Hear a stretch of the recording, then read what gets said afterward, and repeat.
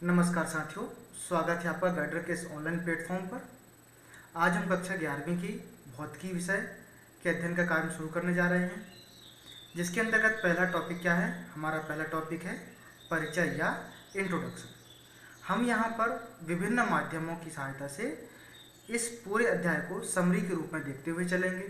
जैसे हम यहाँ पर NCERT की बुक लेंगे और कोई भी 2 मानक बुक ले सकते हैं। साथ में हमने हमारी तरफ से क्या तैयार किया है, NCERT का सॉल्यूशन क्या है, ठीक है, और NCERT की नोट्स क्या हैं, ये सब और NCERT की बुक को लेते हुए चलेंगे।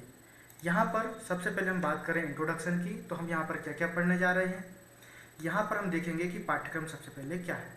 पाठ्यक्रम सबसे पहले है कार्यक्षेत्र एवं रोमांच, भौतिकी के नियमों की प्रकृति, भौतिकी प्रौद्योगिकी का समाज पर प्रभाव।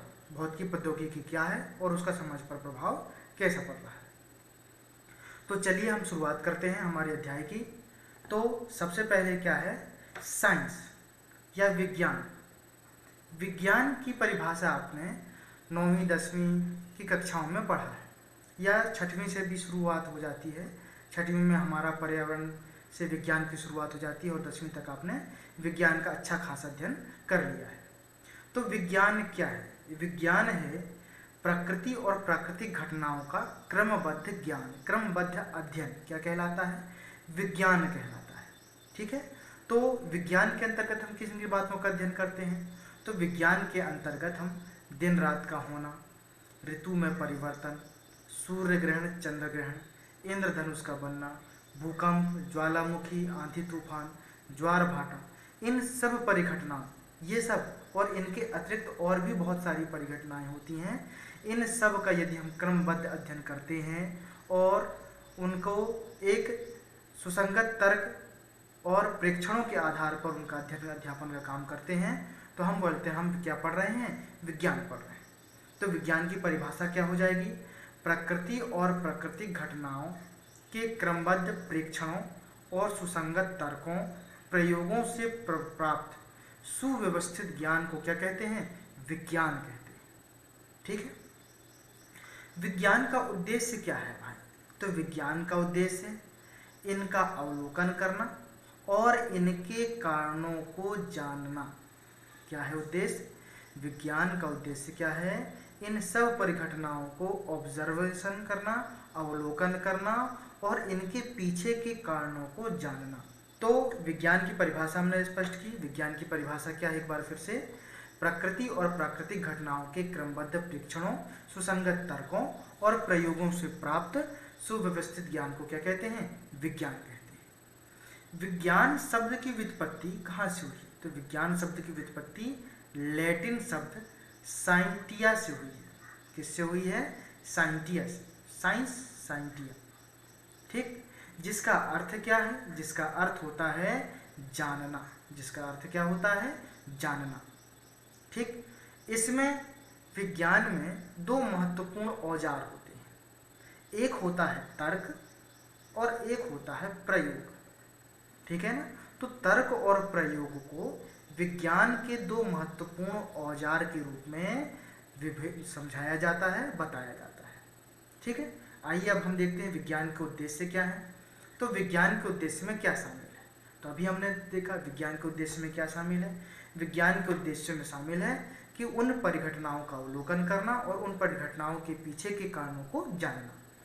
तो यहाँ पर क्या बताया गया, देखिए, विज्ञान का उद्देश्य हमारे चारों ओर घटने वाली घटनाओं को जितना अधिक से अधिक संभव हो विस्तार पूर्वक गहराई से समझना या अवलोकन करना तथा इस प्रकार प्राप्त ज्ञान का उपयोग घटनाओं को नियंत्रित करने और भविष्यवाणी करने, जन कल्याणकारी बनाने में किया जाता है, ठीक है। अब यहाँ पर आ जाते हैं हम शाखाओं में कि विज्ञान को कितनी शाखाओं में विभाजित किया गया है। तो विज्ञान को मुख्यतः 2 शाखाओं में वर्गीकृत किया गया है। एक है भौतिकी विज्ञान और एक है जैव विज्ञान। भौतिकी विज्ञान यानी फिजिकल साइंस और जैव विज्ञान यानी बायोलॉजिकल साइंस। भौतिकी विज्ञान के अंतर्गत भौतिकी, रसायन, गणित, भूविज्ञान, खगोल विज्ञान आदि का अध्ययन किया जाता है। फिर से एक बार, भौतिकी विज्ञान के अंतर्गत किसका अध्ययन किया जाता है? भौतिकी का, रसायन विज्ञान का, गणित का, भूविज्ञान का और खगोल विज्ञान और भी विज्ञान है, इनका अध्ययन किया जाता है भौतिकी विज्ञान के अंतर्गत। इसी प्रकार क्या है, जीव विज्ञान या बायोलॉजिकल साइंस के अंतर्गत दो साइंस जाते हैं, एक होता है जीव विज्ञान और एक होता है वनस्पति विज्ञान। जीव विज्ञान यानी बायोलॉजी, जीव विज्ञान यानी जूलॉजी और वनस्पति विज्ञान यानी बॉटनी।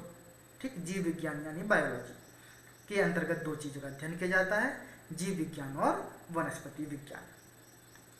अब देखिए भौतिकी क्या है। भौतिकी तो भौतिकी भाई क्या है, भौतिकी विज्ञान की एक शाखा है।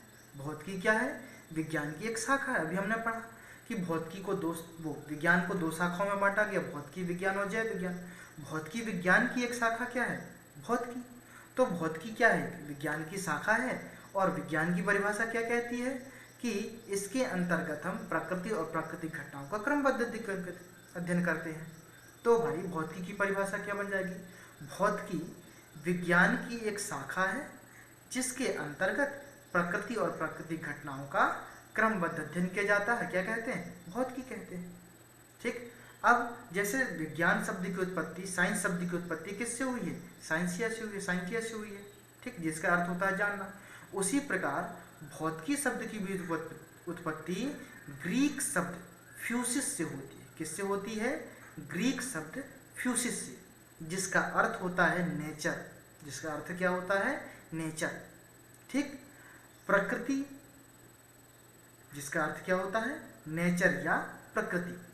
ठीक, अब ये संस्कृत में प्राकृतिक के लिए या नेचुरल के लिए भौतिक शब्द का प्रयोग किया जाता है और इसी भौतिक से क्या बन गया, भौतिकी बना है।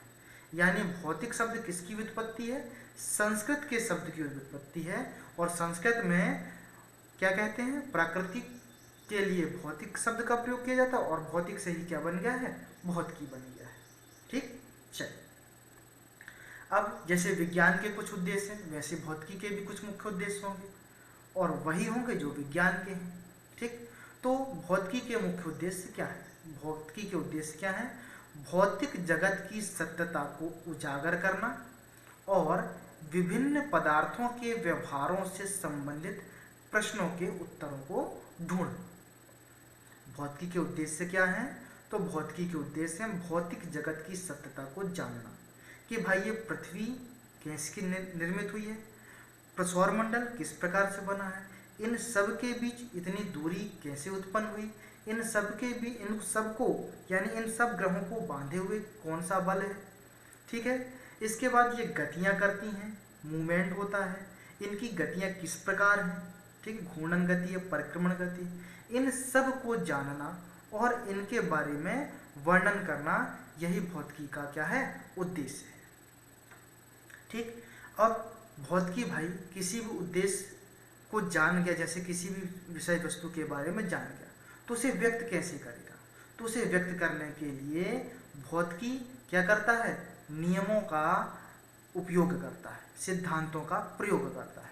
तो क्या कह रहा है, देखिए भौतिकी के अंतर्गत प्रकृति उन मूलभूत नियमों का अध्ययन किया जाता है जिन पर प्राकृतिक घटनाएं आधारित होती हैं। ठीक है, अब क्या है भाई, देखिए ब्रह्मांड में समस्त वस्तुएं, या क्या कह रहा है, देखिए प्रकृति में ब्रह्मांड की समस्त वस्तुएं शामिल हैं और ये सभी वस्तुएं किससे मिलकर बनी हैं, तो ये वस्तुएं मिलकर बनी हैं द्रव्य और ऊर्जा से। द्रव्य यानी पदार्थ और ऊर्जा, आपने कक्षा 9वीं के अध्याय में पढ़ा होगा, हमारे आसपास के पदार्थ। ठीक, आप क्रम से एक बार उसका अध्ययन कर सकते हैं। तो ब्रह्मांड की समस्त वस्तुएं किससे मिलकर बनी हुई हैं, द्रव्य और ऊर्जा का ही समूह है या रूप है, सम्मिश्रण है। ठीक है, अब देखिए भौतिकी की परिभाषा किस प्रकार से लिखी जा सकती है, तो भौतिकी विज्ञान की वह शाखा है जिसके अंतर्गत द्रव्य ऊर्जा और उनकी अंतःक्रियाओं का अध्ययन किया जाता है।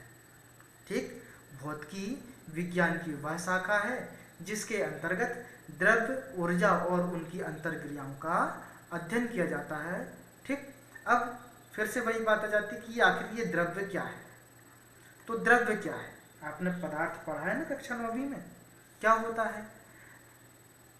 जो स्थान घेरता है तथा जिसमें द्रव्यमान होता है, जिसका हम ज्ञानेंद्रियों से अनुभव कर सकते हैं, वही तो पदार्थ। आपके आसपास जिनका आप अपने ज्ञानेंद्रियों से अध्ययन कर सकते हैं, स्पर्श कर सकते हैं, देख सकते हैं, महसूस कर सकते हैं, सुन सकते हैं, ठीक है, उन सब को क्या कहते हैं? पदार्थ कहते हैं। जैसे कि आपका मोबाइल, जैसे कि आपका पेन, जैसे कि आपकी कॉपी, आपकी बुक, ठीक, ये सब क्या है? पदार्थ है। तो द्रव्य क्या है? द्रव्य वह पदार्थ है जिसमें द्रव्यमान होता है, जो स्थान घेरता है तथा जिसका अनुभव हम ज्ञानेंद्रियों की सहायता से कर सकते हैं। क्या कहलाता है? द्रव्य या मैटर कहते हैं। जैसे यहाँ पे एग्जाम्पल और दे दिया, हवा, पानी, लोहा, लकड़ी इत्यादि की सब क्या है?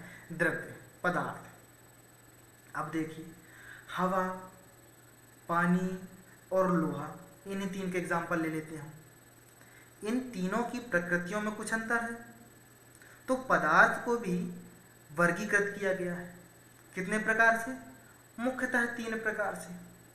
कौन कौन से हैं? ठोस, जिसमें आ गया लोहा, द्रव, जिसमें आ गया पानी, और गैस, जिसमें आ गया हवा। ठीक, तो द्रव्य 3 प्रकार से वर्गीकृत किया गया है, ठोस, द्रव और गैस। ठीक, इसके अतिरिक्त भी इनका वर्गीकरण आप कक्षा 9वीं में पढ़िए। कौन कौन से हैं? 2। तो एक है प्लाज्मा, चौथा क्या है? प्लाज्मा, और 5वां है बोस-आइंस्टाइन कंडेंसेट, BEC, बोस-आइंस्टाइन कंडेंसेट। ठीक, सत्येंद्र नाथ बोस जी हमारे भारतीय वैज्ञानिक हैं, और आइंस्टाइन जी भौतिकी के बहुत प्रख्यात वैज्ञानिक, ठीक है। और उनके जो एक उन्होंने सम्मिश्रण, उन्होंने दोनों ने एक नियम या एक सिद्धांत के द्वारा इसका क्या किया, इस पदार्थ की अवस्था के बारे में बताया। तो उन्हीं के नाम पर ये पदार्थ को नामकरण कर दिया गया है, बोस-आइंस्टाइन कंडेंसेट या बोस-आइंस्टाइन संघनन। ठीक, और एक और क्या है? प्लाज्मा। तो द्रव्य की कितनी प्रकार है? कितने प्रकार हैं? तो 3 प्रकार हैं, ठोस, द्रव, गैस। इसके अतिरिक्त प्लाज्मा और बोस-आइंस्टाइन कंडेंसेट। चलिए हम देख लेते हैं ठोस क्या होते हैं। आपको पता है ये सब क्या है। देखिए, जैसा कि हमने आपको बताया कि ये पार्ट क्या है? इंट्रोडक्शन है, प्रारंभ की है, ठीक, परिचय है। तो यहाँ पर हम केवल 6वीं से जो आपने 10वीं तक पढ़ा है, उन सब में क्या क्या विशेष बातें हैं, यहाँ पर उसको समराइज कर रहे हैं, उसको हम लिख रहे हैं या पढ़ रहे हैं। ठीक है, तो सबसे पहले आता है ठोस। क्या है? ठोस। ठोस क्या होते हैं? तो ठोस वे पदार्थ होते हैं जिनका आकार और आयतन दोनों ही निश्चित होते हैं। भाई हमने पढ़ा है ठोस, जैसे कि आपके पास है, क्या है, एक लकड़ी का बॉक्स होगा, दबती होगी, ठीक, तो वो क्या है? ठोस है। उसमें क्या है? उसका एक आकार निश्चित है, आयतन भी निश्चित है, बदल नहीं रहा है। तो ऐसे पदार्थ क्या कहलाते हैं? ठोस कहलाते हैं। इसमें की विशेषता क्या है? इसकी विशेषता है कि इसके अणु बिल्कुल पास पास व्यवस्थित होते हैं तथा इनके मध्य लगने वाला आणविक बल प्रबल होते हैं। तो यहाँ पर कौन कौन सी चीज़ें आ गई? सबसे पहले हम लिख लेते हैं आकार व आयतन क्या होते हैं? इसके निश्चित होते हैं। ठीक, इसके बाद क्या लिखा है? अणुओं की स्थिति, अणुओं का विन्यास क्या होता है? पास पास होते हैं, निकट होते हैं, अत्यंत निकट।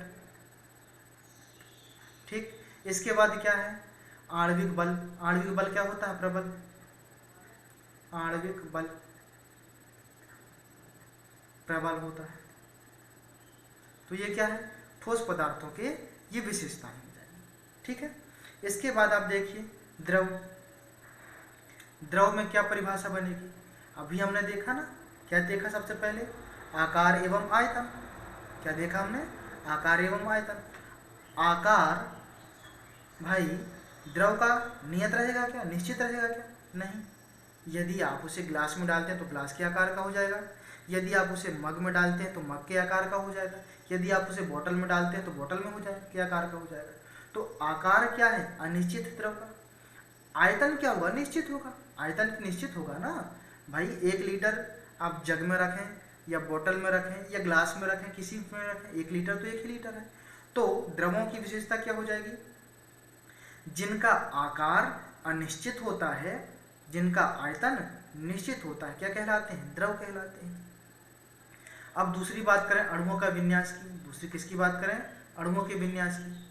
तो ठोसों में अणुओं का क्या विन्यास होता है? पास पास अत्यंत निकट होते हैं, चिपके होते हैं। किंतु द्रवों में क्या होता है? ठोसों की अपेक्षा थोड़ी दूर दूर होते हैं। तो यही हो गया कि इनके अणु ठोसों की तुलना में अपेक्षाकृत दूर दूर होते हैं। ठीक है। इसके बाद क्या है? आणविक बल। उनके बीच लगने वाला आणविक बल ठोसों की अपेक्षा क्या होंगे? क्षीण होंगे, बहुत कम होंगे। ठीक।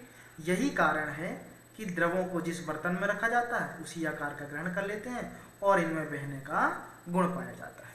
तो ये हो गया द्रव। ठीक। इसके बाद क्या है? गैस। गैस में अभी हमने 3 चीजें पढ़ी। कौन कौन सी 3 चीजें? एक तो 4 चीजें ना, कौन कौन सी? आकार, आयतन, विन्यास और आणविक बल। आकार क्या नियत होगा गैसों का? आकार भी नियत नहीं होगा भाई। जब द्रव का आकार नियत नहीं है तो गैसों का कैसे होगा? तो आकार नियत नहीं होगा। आयतन की बात करें तो आयतन निश्चित भी नहीं होगा। यहाँ पर गैसों का आयतन भी निश्चित नहीं होगा। जैसे कि आप देखेंगे कि गैसें क्या होती हैं? विसरित होती हैं, फैलती हैं। ठीक है। उन्हें जितनी जगह मिलेगी, जितना आयतन मिलेगा, वो उतना उनका फैलाव का गुण बढ़ता जाएगा। अतः उनका आयतन भी क्या होता है? निश्चित नहीं होता। तो पहली चीज आकार निश्चित नहीं है, आयतन भी निश्चित नहीं है। आणविक विन्यास। आणविक विन्यास क्या हो जाएगा? तो ये बहुत दूर दूर होते हैं। ठोस में तो बहुत पास पास सघन, द्रव में ठोसों की अपेक्षा दूर दूर और गैसों में बहुत दूर दूर हो जाते हैं। क्लियर है? इसके बाद क्या है? अंतराणविक बल। ठोसों में सबसे ज्यादा लगता है, द्रवों में उन ठोसों की अपेक्षा कम लगता है और गैसों में बहुत कम लगता है। तो ये सब चीजें यहाँ पर है। गैस वे पदार्थ होते हैं जिनके आकार और आयतन दोनों निश्चित नहीं होते, अनिश्चित होते हैं। इनके अणु इतने दूर दूर होते हैं कि उनके मध्य कोई आणविक बल कार्य नहीं करता या आणविक बल लगने वाला आणविक बल नगण्य होता है। ठीक। तो ये हो गया। तो हमने ये चीजें यहाँ पर पढ़ी। अब देखिए क्या है? अब है ऊर्जा। हमने सबसे पहले क्या पढ़ लिया? देखिए हमने अभी देखा था कि ब्रह्मांड की सभी वस्तुएं किससे बनी हैं? द्रव्य और ऊर्जा से। और द्रव्य को हमने देख लिया। अब हम देख लेते हैं ऊर्जा। ऊर्जा क्या है भाई? तो ऊर्जा है कार्य करने की क्षमता। अब ऊर्जा कैसे उत्पन्न होगी? ये कार्य करने की क्षमता, तो ये डेफिनेशन होगी, परिभाषा होगी। है क्या ये वास्तव में? तो देखिए मैं एक एग्जांपल ले लेता हूं। हमने क्या किया? एक स्केल लिया। क्या लिया? एक स्केल लिया, जो आप कक्षा 12वीं में भी पढ़ेंगे। एक स्केल लिया। स्केल को अपने सूखे कपड़ों से क्या किया? रफ किया, रगड़ा। ठीक है। अब स्केल में देखिएगा आप, एक आभासी ताकत, एक एनर्जी उत्पन्न हो जाती है, ऊर्जा उत्पन्न हो जाती है। ठीक। जो क्या करती है? हल्की वस्तुओं को, यानी छोटे छोटे कागज के टुकड़ों को, धूल के कणों को उनके पास ले जाते हैं स्केल को, तो क्या होता है? चिपक जाते हैं। चिपक गए ना? ठीक। तो ये क्या है? आपने क्या किया? रफ करने का कार्य किया। कार्य करने के परिणाम से एनर्जी उत्पन्न होती है, ऊर्जा उत्पन्न होती है। तो बात समझ में आई? क्या है? कार्य ही ऊर्जा का एक रूप है। किया गया कार्य ही ऊर्जा में बदल जाता है। ठीक। इसमें ना तो द्रव्यमान होता है, ना ही स्थान घेरती है, किंतु यह समस्त ब्रह्मांड में विद्यमान। ठीक। ऊर्जा के कारण ही, देखिए पॉइंट आ गया, ऊर्जा के कारण ही किसी पदार्थ में कार्य करने की क्षमता उत्पन्न होती है। अतः कार्य करने की क्षमता को ऊर्जा कहते हैं। ऊर्जा कार्य में बदल जाती है और कार्य ऊर्जा में बदल जाता है। ठीक। इस प्रकार कोई भी कार्य बिना ऊर्जा व्यय के नहीं किया जा सकता। ऊर्जा कई प्रकार की होती है, जैसे यांत्रिक ऊर्जा। यांत्रिक ऊर्जा कहाँ देखेंगे आप? यांत्रिक ऊर्जा हो जाएगी आपकी, जैसे मोटर चल रही है, पानी फेंक रहा है। मोटर आप देखते हो घर में आपके यहाँ पंप लगा होता है। वो पंप क्या कर रहा है? विद्युत ऊर्जा को यांत्रिक ऊर्जा में कन्वर्ट कर रहा है, पानी फेंक रहा है, उसे यांत्रिक ऊर्जा कहती है। यांत्रिक ऊर्जा में कन्वर्ट। ऊष्मा ऊर्जा, ऊष्मा ऊर्जा से क्या हो जाएगा, जैसे कि आप क्या कर रहे हैं, तवे पे रोटी सेंक रहे हैं, ठीक, तो तवे में जो कि ऊष्मा है किस में आई, रोटी में, तो रोटी क्या होगी, पक गई, ठीक, तो ये क्या हो गया, ऊष्मा ऊर्जा हो गया। प्रकाश ऊर्जा, ये लाइट है, ठीक। चुंबकीय ऊर्जा, चुंबकीय ऊर्जा को आप कैसे देख सकते हैं, दो चुंबकों को एक दूसरे के पास लाइए, ठीक है, आप देखेंगे वे दोनों क्या हो रहे हैं, एक दूसरे को आकर्षित कर रहे हैं, ठीक है। आकर्षण के परिणाम स्वरूप उनमें ऊर्जा उत्पन्न हो जाती है, उस ऊर्जा को क्या कहते हैं, या प्रतिकर्षण के कारण भी ऊर्जा उत्पन्न हो जाती है, उस ऊर्जा को चुंबकीय ऊर्जा कहते हैं, ठीक है। या इसके लिए आपने कक्षा 10वीं में एक चीज और पढ़ा होगा, आस्टेट का प्रयोग। आस्टेट भैया ने क्या बताया था, आस्टेट ने बताया था कि जब किसी तार में विद्युत धारा प्रवाहित हो जाती है तो उसके चारों चुंबकीय क्षेत्र उत्पन्न हो जाता है, ठीक है, और इस चुंबकीय क्षेत्र के कारण हम विद्युत ऊर्जा उत्पन्न कर लेते हैं। तो ये सब एक दूसरे से क्या है, लिंक है, इन एक दूसरे से रिलेटेड है, एक दूसरे से लगे हुए, ठीक है। इसके बाद ध्वनि ऊर्जा, ध्वनि ऊर्जा मैं बोल रहा हूँ, विद्युत ऊर्जा, ठीक, आप मोबाइल चार्ज कर रहे हैं। नाभिकीय ऊर्जा, ये महत्वपूर्ण है, हम इसके बारे में जब भाभा जी का होमी जहांगीर भाभा जो हमारे महान वैज्ञानिक रहे, उनके जब हम जीवन परिचय के बारे में पढ़ेंगे तो नाभिकीय ऊर्जा के बारे में हम वहाँ पर भी देखेंगे, और इसके बाद कक्षा 12वीं में भी हम देखेंगे, ठीक, और बीच बीच में भी आता रहेगा तो हम वहाँ पर उसके बारे में देखेंगे। रासायनिक ऊर्जा, सेलों की ऊर्जा को रासायनिक ऊर्जा कहते हैं। तो ऊर्जा क्या है भाई, कार्य करने की क्षमता को ऊर्जा कहते हैं। इसमें ना तो द्रव्यमान होता है ना ही स्थानीय, किंतु ये ब्रह्मांड के समस्त जगह विद्यमान है, ठीक। चलिए, ऊर्जा के प्रकार भी हुए कौन कौन से, यांत्रिक ऊर्जा, ऊष्मा ऊर्जा, प्रकाश ऊर्जा, चुंबकीय ऊर्जा, ध्वनि ऊर्जा, विद्युत ऊर्जा, नाभिकीय ऊर्जा, रासायनिक ऊर्जा, ठीक है। अब अल्बर्ट आइंस्टाइन का एक कथन आता है यहाँ पर, ठीक। अल्बर्ट आइंस्टाइन का क्या आता है, एक कथन आता है। उन्होंने क्या बोला कि द्रव्यमान को ऊर्जा में और ऊर्जा को द्रव्यमान में निम्न समीकरण के अनुसार परिवर्तित किया जा सकता है। फिर से, द्रव्यमान को ऊर्जा में और ऊर्जा को द्रव्यमान में बदला जा सकता है। उसके लिए उन्होंने बहुत सारी प्रायोगिक गणना किया और एक समीकरण को दे दिया। क्या समीकरण है, E=mc², ठीक। अब हम यहाँ पर देख लेते हैं नाभिकीय ऊर्जा, ताकि हमें ये बात समझ में आए कि ये E=mc² आखिर है क्या। तो हम देख लेते हैं ये E=mc² आखिर है क्या, और यहाँ पे ये समझ लेते हैं कि नाभिकीय ऊर्जा क्या होती है। तो नाभिकीय ऊर्जा दो प्रकार से प्राप्त की जाती है, एक है नाभिकीय संलयन, नाभिकीय संलयन, और एक होता है नाभिकीय विखंडन। क्या होता है, एक नाभिकीय विखंडन। संलयन का मतलब होता है जुड़ाव और विखंडन का मतलब होता है तोड़ना या टूटना, ठीक। इसमें देखिए हमारे पास क्या है, दो परमाणु हम मान लेते हैं, छोटे छोटे परमाणु, ठीक। जब इन दोनों को आपस में टकराया जाता है, मान लेते हैं इनका वेट m1 है, इसका वेट m2 है, द्रव्यमान m1 है, इसका द्रव्यमान m2 है। जब इन दोनों का टकराव होता है तो टकराने का आप देखते हैं, जब दो पत्थरों को आप टकराते हैं तो उससे चिंगारी उत्पन्न होती है। उसी प्रकार जब दो द्रव्यमान युक्त पिंड एक दूसरे से टकराते हैं तो उनके संयोग से एक द्रव्यमान युक्त पिंड निर्मित होता है। किंतु प्रयोगों में क्या पाया गया कि इनका जो द्रव्यमान का योग है वो इसके द्रव्यमान के योग के परिमाण से क्या है, ज़्यादा है। यानी मान लेते हैं, एक एग्जाम्पल ले रहे हैं, मान लेते हैं इसका वेट है 5 ग्राम, इसका वेट भी है 5 ग्राम। जब ये दोनों टकराए तो जो ये पदार्थ बना m, बड़ा M, इसका वेट हो गया 9 ग्राम। भाई क्यों? प्रयोगों में पाया गया कि 5 ग्राम और 5 ग्राम होना था 10 ग्राम, किंतु प्राप्त हुआ 9 ग्राम। अब ये जो अंतर है 1 ग्राम का, ये 1 ग्राम किसके रूप में बदल गया? ऊर्जा में बदल गया, जो चिंगारी निकली उसमें बदल गया। तो उसके लिए आइंस्टाइन भैया ने एक समीकरण दिया। क्या बताया? E = mc²। E यानी एनर्जी है, m यानी मास है। मास कौन सा मास? ये जो कम हुआ है 1 ग्राम, और c क्या है? प्रकाश की चाल है।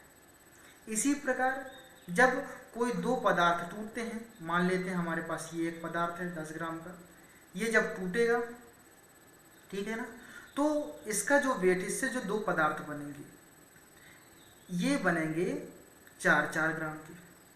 कितने कितने ग्राम के बनेंगे? 4-4 ग्राम के बनेंगे। जब 4-4 ग्राम के बनेंगे तो सीधी सी बात है, क्या है भाई, टूटने में तो ऊर्जा उत्पन्न होगी ना, द्रव्यमान की क्षति हुई।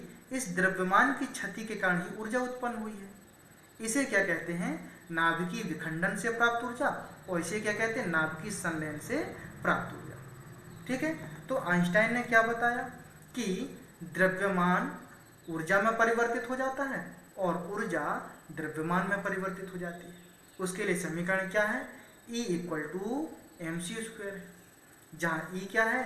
एनर्जी है, m द्रव्यमान है, c निर्वात में प्रकाश का वेग है। निर्वात में प्रकाश का वेग कितना होता है?